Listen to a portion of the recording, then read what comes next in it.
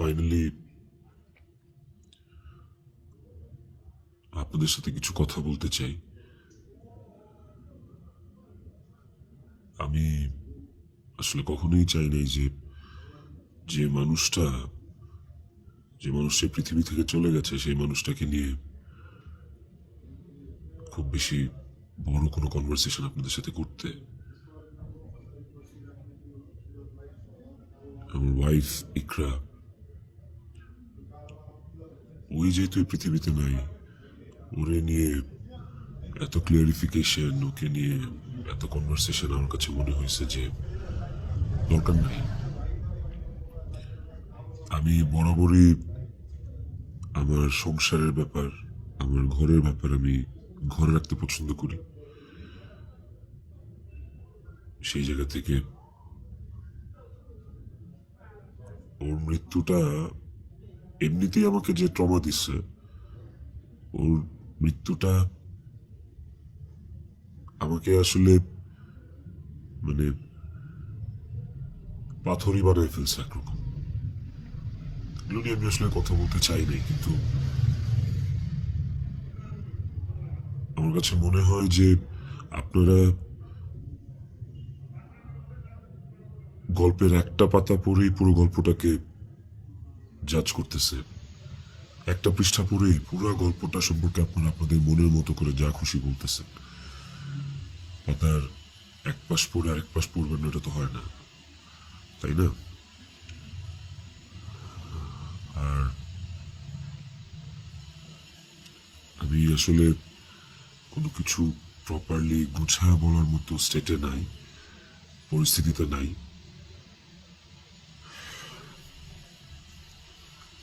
আপনাদেরকে আমি কয়েকটা কোয়েশ্চেন অ্যান্সার দেওয়ার জন্য আসলে ভিডিওটা করতেছি, যে প্রশ্নের উত্তরগুলি আপনাদের কিছুটা হলেও কনফিউশন দূর করবে।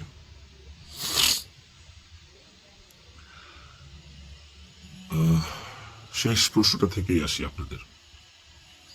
আমি এই ভিডিওতে সবকিছু ক্লিয়ার করবো, এভরিথিং। আমি আপনাদের প্রত্যেকটা প্রশ্নেরই উত্তর দেওয়ার চেষ্টা করব। তো আপনাদের শেষ প্রশ্নটা ছিল যে যে মানুষটা একটা মানুষকে ভালোবাসা প্রমাণ দিতে যে আত্মহত্যা করে চলে গেল, মরে গেল, আমি ওই মানুষটা শেষবারের মতো মুখটাও দেখতে আসলাম না। এই যে আপনাদের প্রশ্নটা, আচ্ছা আপনারা কি আমার দেশে আসার মতো পরিস্থিতি রাখছেন? হ্যাঁ, আমি দেশে আসা মাত্রই আমার উপর মব সৃষ্টি হবে, আমি দেশে আসার মাত্রই আপনারা আমাকে টাইনে ছিঁড়ে ফেলবেন। আমার ফোনে এত এত এত থ্রেটস আমি আপনাদেরকে বলে বুঝাইতে পারবো না। আমার কাছে এমন ইনফরমেশন আসছে যে এয়ারপোর্টের বাইরে লোক রেডি করা আছে, আমি যাওয়া মাত্রই they will gonna hit me, they will gonna kill me. Police ধরে নিয়ে গেলে ওকে, আমি সেটা আইনিভাবে ফেস করব, কিন্তু এখন যদি আমিও মারা যাই, আমিও রিজিকের মার কাছে চলে যাই, রিজিকের কি হবে? আপনারা কি চান যে রিজিক তার বাবাকেও হারান? এই ছেলেটার কি দোষ? এই ছেলেটা বড় হবে না, ও কিভাবে বাঁচবে? মায়ের অভাব কেউ পূরণ করতে পারে না। যে মানুষটা বাইচা আছে বাপ, ওই বাপের অভাব কিভাবে পূরণ হবে তাইলে? মাও থাকবে না, বাপও থাকবে না, আপনারা এটা চান? আমার ইকরার শেষ মুখটা আপনারা আমাকে দেখতে দেন নাই। আমার ইকরার শেষ মুখটা ইকরার পরিবার আমাকে দেখতে দেয়নি।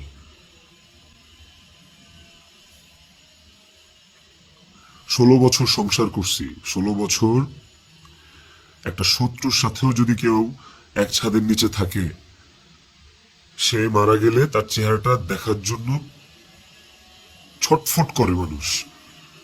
আর আমার বউ ছিল, আমি ভালোবাসা তার বিয়ে করছি, ওই মানুষটা মারা গেছে, তার শেষবারের মতো তার চেহারাটা আমি দেখবো না?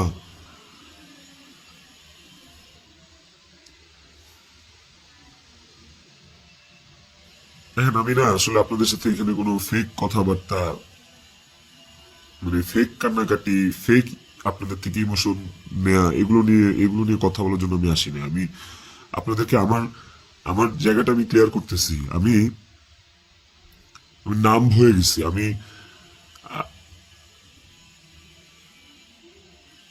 আমারও মনে হয় যে আমি যে কোনো সময় কোনো একটা দুর্ঘটনা ঘটায় ফেলতে পারি, বাট ওই মুহূর্তে যখন রিজিকের ফেসটা আমার চোখের সামনে আসে না, আমি আমি নিজেকে শক্ত না করা ছাড়া আমি কোনো উপায় দেখি না। কারণ এখন আমার কাছে সবচেয়ে ম্যাটার করে রিজিকের লাইফ। ইকরা নাই, ওকে আর ফিরে আনা কোনোদিন সম্ভব না।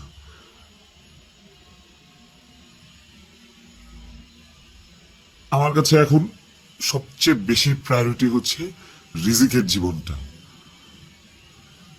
আপনারা না রিজিককে ভালোবাসেন, আপনারা না রিজিককে নিয়ে অনেক কনসার্ন।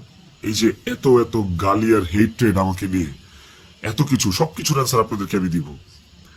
তার মধ্যে একটা জিনিস আমাকে একটু হলেও স্বস্তি দিছে, সেটা হচ্ছে যে আপনারা রিজিককে নিয়ে অনেক কনসার্ন। তাহলে রিজিক তার বাবা হারাইলে আপনারা খুশি হবেন? আপনাদেরকে আরেকটা কথা বলবো, সেটা হচ্ছে যে আপনারা অনেকেই বলতেছেন যে এদিকে বউ মারা গেছে অথচ আমি আসতেছি না, নেপাল থেকে আসতে কয় ঘন্টা লাগে, নেপাল কি মঙ্গল গ্রহে নাকি, অনেক অনেক কথা বলতেছে। কন্টেন্ট ক্রিয়েটাররা ভিডিও বানাইতেছে যে নেপাল থেকে আসলে 1 ঘন্টা লাগে, এই লাগে সেই লাগে। ভাই, আমি নেপালে 18 বার আসছি, আমি জানি নেপাল থেকে যেতে কতক্ষণ লাগে। কিন্তু নেপাল থেকে বাই রোডে বাংলাদেশে যাওয়ার কোনো সুযোগ নাই। ইন্ডিয়া হয়ে বাই রোড যাওয়া যায়, সেটাও লুকায় টুকায় যাওয়া যায়, অথবা ইন্ডিয়ার ভিসা থাকা লাগে। কিন্তু যেদিনের ঘটনা সেদিন আমি এমন কোনো চেষ্টা বা প্রয়াস বাদ রাখি নাই যে নেপাল থেকে বাংলাদেশে যেন আসা যায়। সেটা বাংলাদেশ নেপাল ডিরেক্ট ফ্লাইট হোক, ছিল না। ট্রানজিট ফ্লাইট ছিল না, একটা ট্রানজিট ফ্লাইট ছিল, ওইটার টাইম আর ওইটাতে আসলে আমাকে পরের দিনই আসতে হইতো। তারপর আমি বিজনেস ক্লাস ট্রাই করছি, যে কোনো ট্রানজিট ফ্লাইটে বা নেপালের ফ্লাইটে কোনো বিজনেস ক্লাস আছে কিনা। আমি অনেকভাবে চেষ্টা করছি যে সামহাও বাংলাদেশে আমি ঢুকতে পারি কিনা। বাট ওই দিন, যেদিনের ঘটনা, ওই দিন আমি কোনোভাবেই টিকিট ম্যানেজ করতে পারিনি। এটা হচ্ছে যেদিনের ঘটনা, সেদিনের কথা বললাম। আর এরপরের দিন আপনারা যে বলতেছেন যে শেষ দেখাটাও দেখলাম না, আসলাম না, এই না সেই না, আমি টিকিট কাটছিলাম। কারণ ওই টিকিটটা ছাড়া অন্য কোনো টিকিটে আসলেও অন্য কোনো টিকিটে আসলেও আমাকে দেরি করে আসতে হইতো। সো সবচেয়ে ফাস্টেস্ট টিকিট ছিল এটাই, বাংলাদেশ বিমানের Kathmandu to Dhaka, excuse me, Bangladesh বিমানের কাঠমান্ডু টু ঢাকা। দেখেন এখানে লেখা আছে 1 মার্চ, এই যে 1 মার্চ।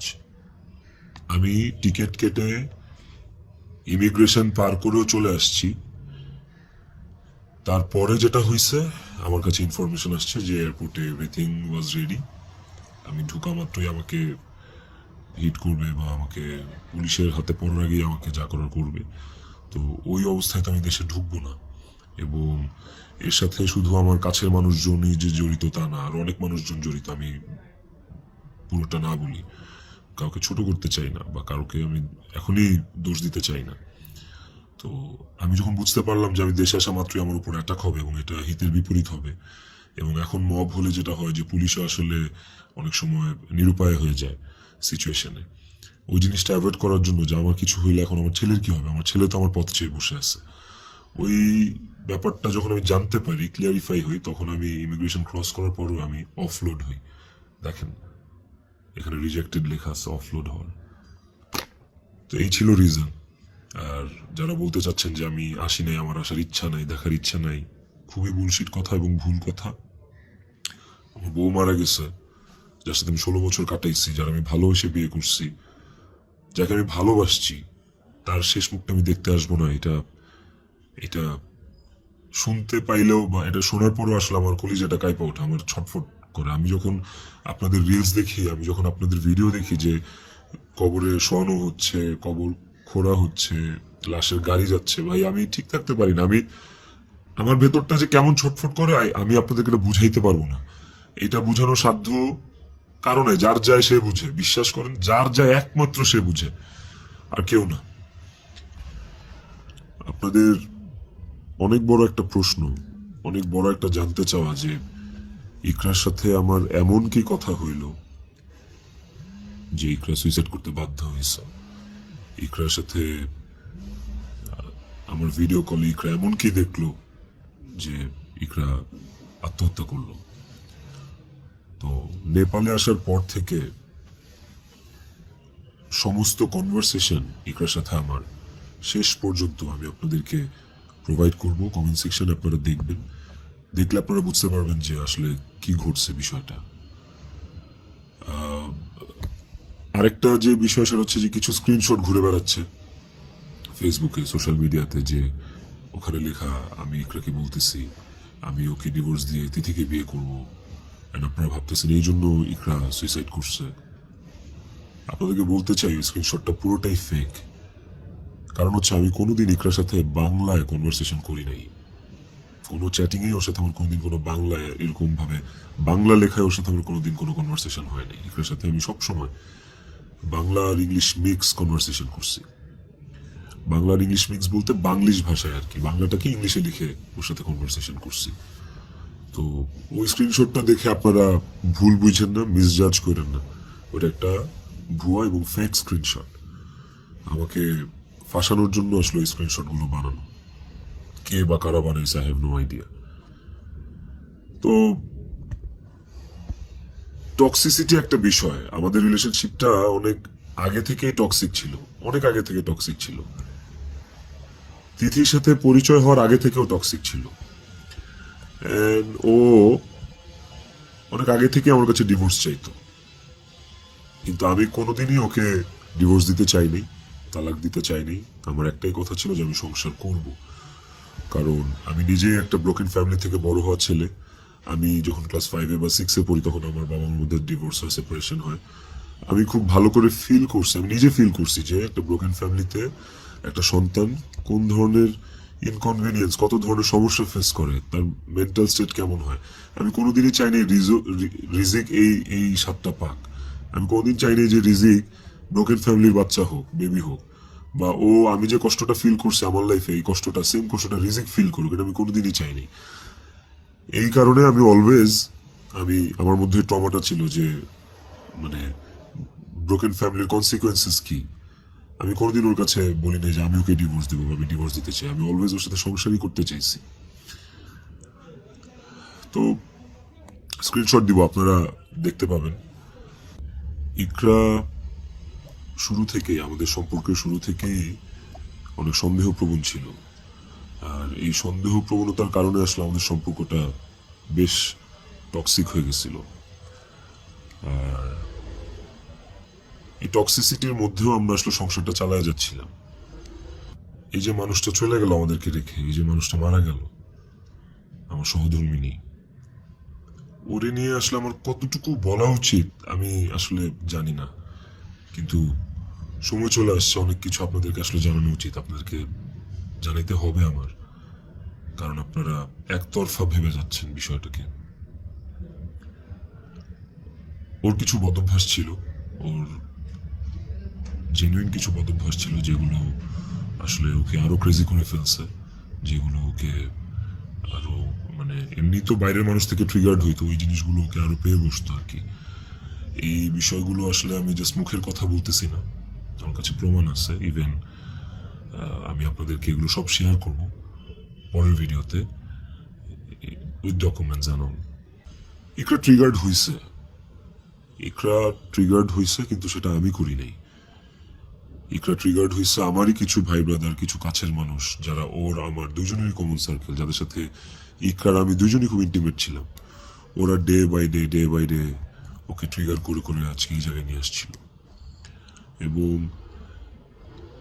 এই মানুষগুলা তো থার্ড পার্সন আমার জীবনে। একটা সংসার তখনই টক্সিক হয় যখন বাইরের মানুষরা ওই সংসারের মধ্যে ইনভলভ হওয়া শুরু করে, বাইরের মানুষগুলো ওই সংসারে হাজবেন্ডকে বা ওয়াইফকে ট্রিগার করা শুরু করে।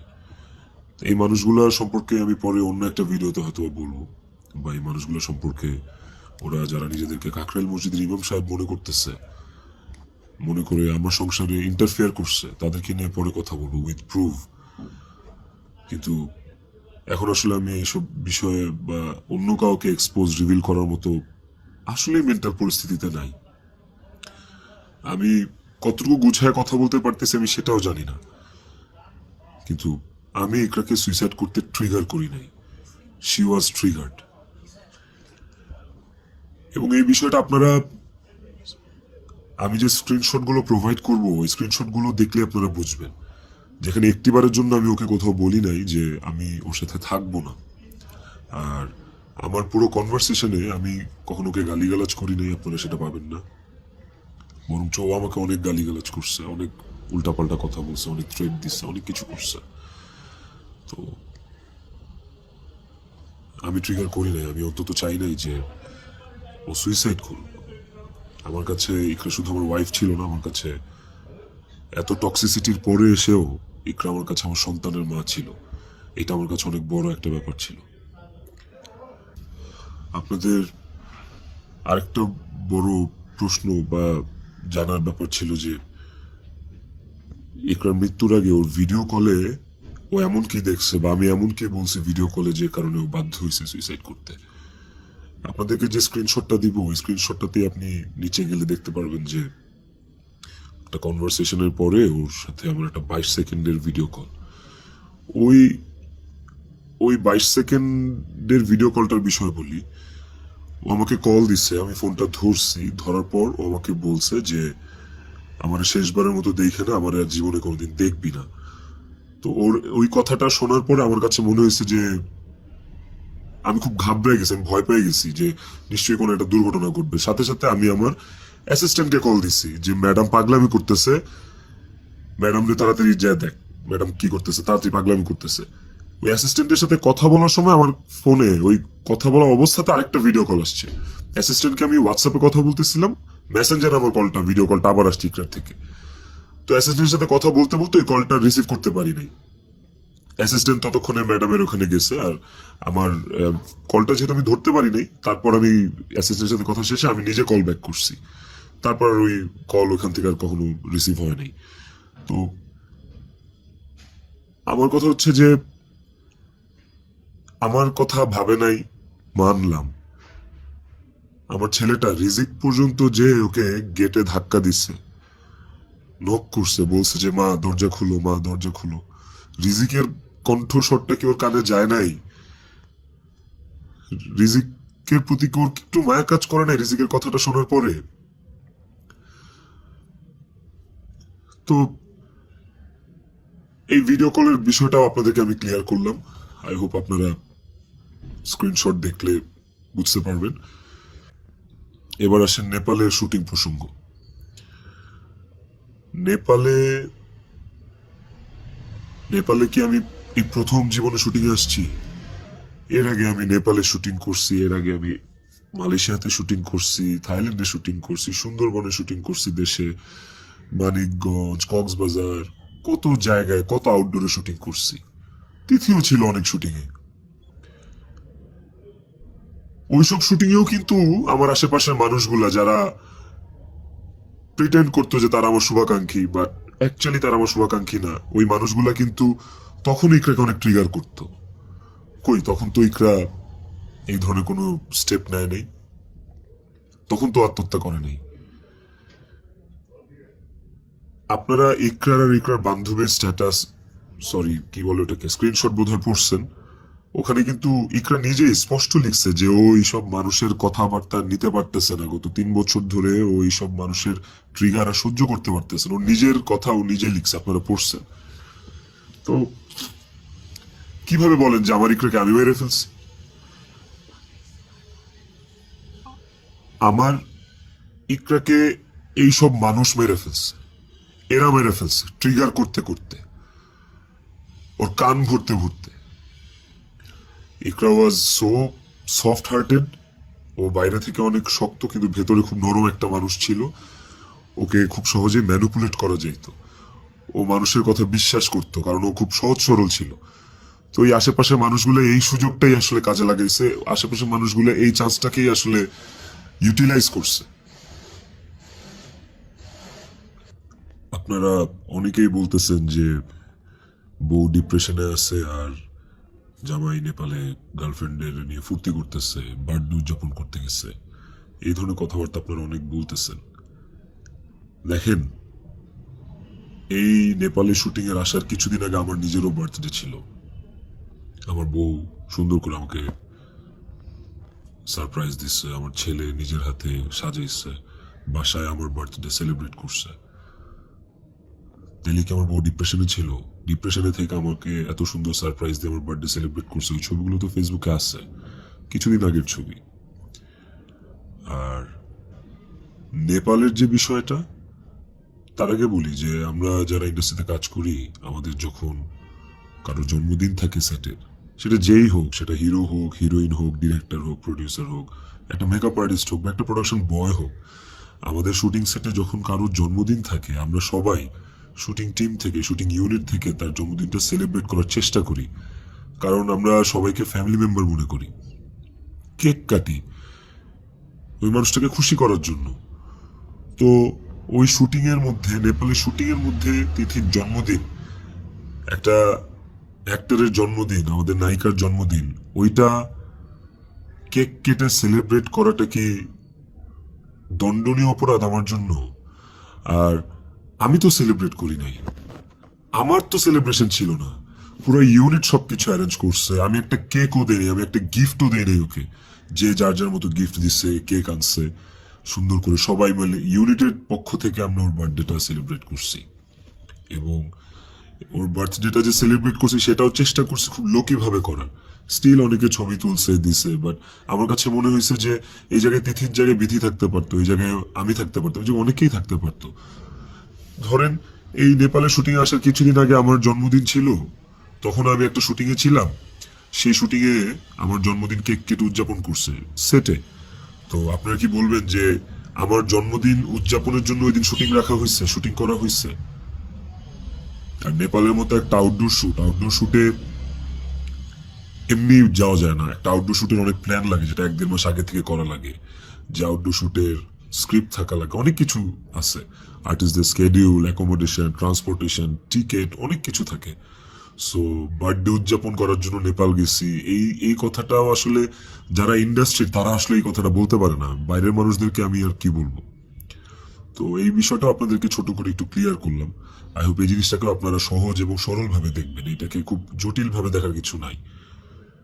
আপনারা অনেক জায়গায়, অনেক ছবিতে, অনেক পোস্টে হয়তোবা দেখে থাকতে পারেন যে ইকরা এবং তিথি একই সাথে আছে, একই জায়গায় আছে, হয়তোবা কোনো পার্টিতে বা কোনো কফি শপে বা যে কোনো আড্ডায়।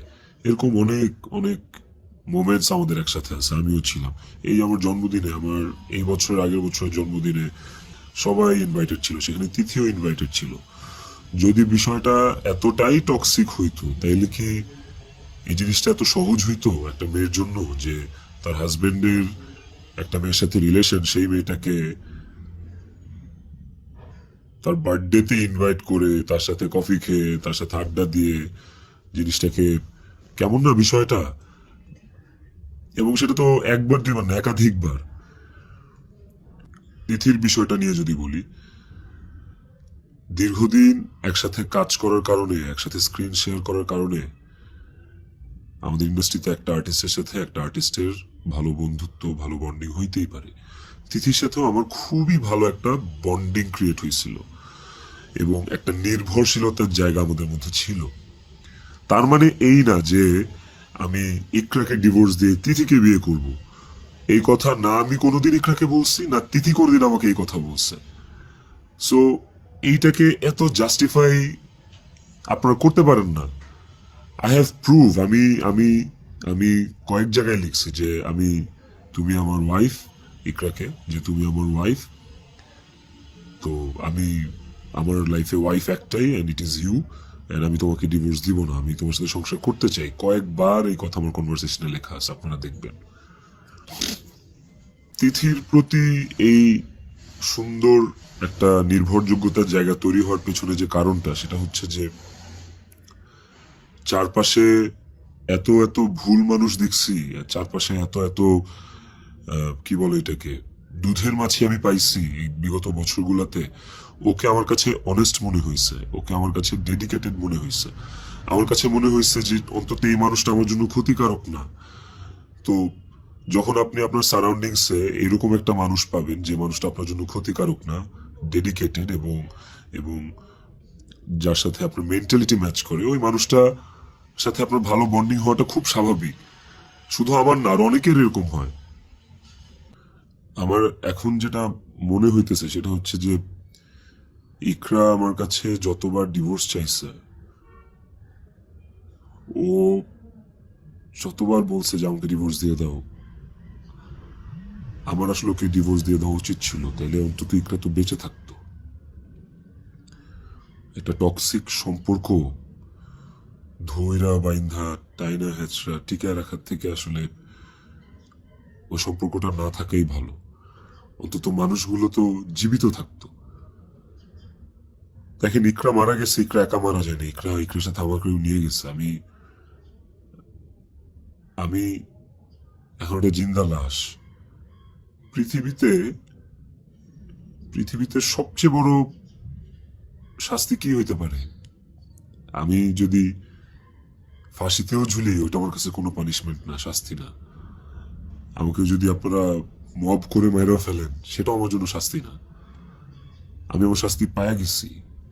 এবং এই যে জিন্দা লাশ হয়ে বেঁচে থাকাটা, এটা আমাকে সারা জীবন বয়ে বেড়াইতে হবে। ওর অভাব আমার সারা জীবন ফিল করতে হবে।